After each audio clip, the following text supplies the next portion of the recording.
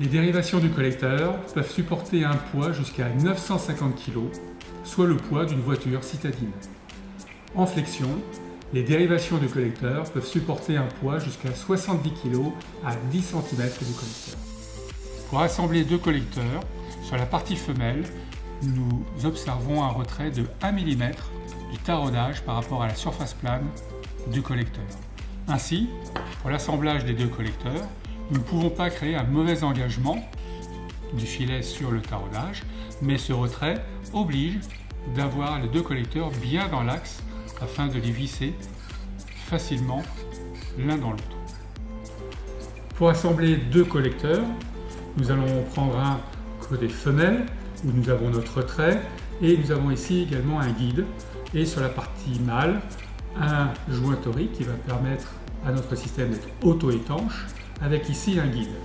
Les deux collecteurs sont indexables, c'est-à-dire qu'une fois vissés, les dérivations sont parfaitement alignées. Nous assemblons donc partie mâle sur la partie femelle et nous vissons l'un sur l'autre jusqu'à la butée.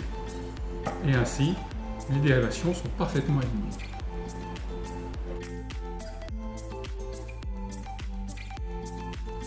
Concernant la gamme, avec seulement 2 références, on constitue des collecteurs de 2 à 8 dérivations.